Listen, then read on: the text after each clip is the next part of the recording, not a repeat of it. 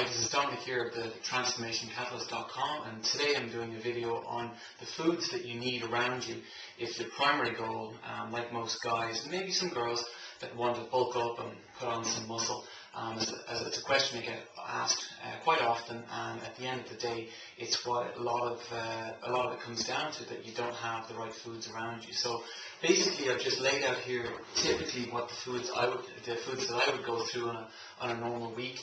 It must be said from the outset that I tend to function pretty okay on maybe a 40-30-30 split of 40% carbohydrates, 30% protein, 30% fat. So you have to find out what works best for you. But if you're a pretty skinny guy and you're looking to put on muscle, then really it's just about getting a lot more calories in, and you'll tend to be okay with taking a little bit more carbs in, and you're not going to put on a huge amount of body fat as long as you get that kind of division right, and you don't go too crazy on the high carb foods, and don't give yourself an excuse to overeat and eat any old thing at all.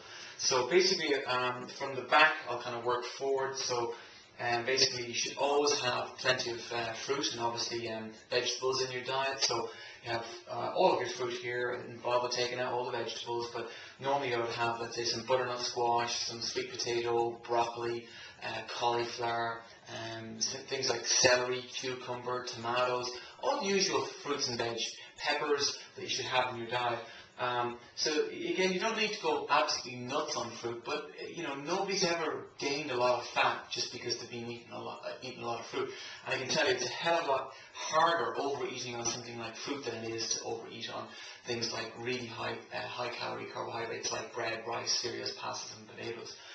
So from there, I would then have oatcakes. Are pretty much staple for me in my diet all the time. I really love to have these with maybe some butter and maybe some peanut butter or almond butter, things like that on top. And then I would have, like, let's say, my coconut flakes, which I tend to put into my flapjacks that I'll discuss in a while.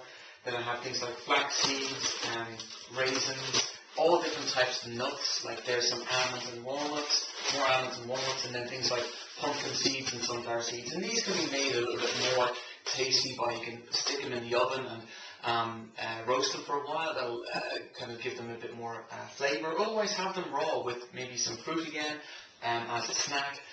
Just don't go crazy on huge amounts of nuts. If your primary goal is to lose fat, then you don't want to be consuming huge amounts of nuts as well at the same time. Working forward from there, again, you've got your berries. I tend to always have some sort of fresh berry in the house, so there's some strawberries, and it's summer here in Ireland at the moment as I shoot this video, so it's a good food to have. And then also have some frozen berries, and again, if your berries are starting to go on the turn, starting to go off, you can just simply, just wash them, cut them up, put them in freezer bags, stick them in your freezer, and then you can blend them into smoothies and things like that. It really preserves them, and there's absolutely no problem with that. But I'd always have some in my house. Even sweet treats, I would always have some form of chocolate. So these I got over in London recently, and they're 85% and 80% chocolate. This is one I just get from a local supermarket here, Lidl, and it's an 81% chocolate. And having stuff like that, I find, kind of keeps kind of a sweet tooth under control. You don't feel like you're restricting yourself all the time, and it's not going to be a big player in whether you're going to win or lose in your diet or not if you have a little bit of chocolate. Plus, eating a lot of dark chocolate is very hard to eat. It can cause you to feel a little bit sick, so it's not an easy thing to kind of get through an awful lot of dark chocolate. I just took some sausages out of the freezer there as well, so I really do like some good quality, high pork content sausages. So you're looking at about 80-85% plus in terms of pork content, unless you got a lot of herbs in there as well, or spices. That might change the pork content a little bit. Lots of salmon fillets, huge fan of salmon as well, and any form of fish really. Again, they can be just chucked in the oven, they can be done straight from frozen as well. Working our way around the table, not to forget water, plenty of water in your diet. You can't overdo it on the waterfront. And I really love these Camelback bottles. You get them in most outdoor adventure shops. You should always carry a water bottle with you everywhere you go, and it's a really easy way of then making sure you're going to get enough fluid in your diet.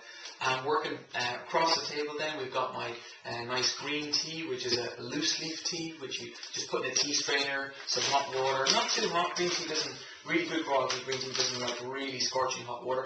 fantastic smell of it. Smells almost like cooked grass. I know some people think green tea is a little bit of an acquired taste, but I'm a huge fan. I've got my coffee here, fresh beans. I'll grind myself and stick in the gadget or whatever machine you're using. I get these from London from a company called Square Mile, or else I get it from another company called Has Been, and again in the UK. You can get them, in most supermarkets as well, but the price is pretty much the same. You just if you get it from really good quality companies, then you can really taste the difference, and a good grinder would make a massive difference. I'm a huge coffee fan, but if coffee is one of those things that you feel like you've got to have like 4 or 5 a day just to function, then you really need a lot more sleep, and you need to kind of get your caffeine under control. About 1 a day is pretty much top for me, and I tend to kind of do a few days of no caffeine, maybe a bit more green tea, which the caffeine content is a little lower in green tea, or just even peppermint tea or licorice tea or something like that, just to kind of get my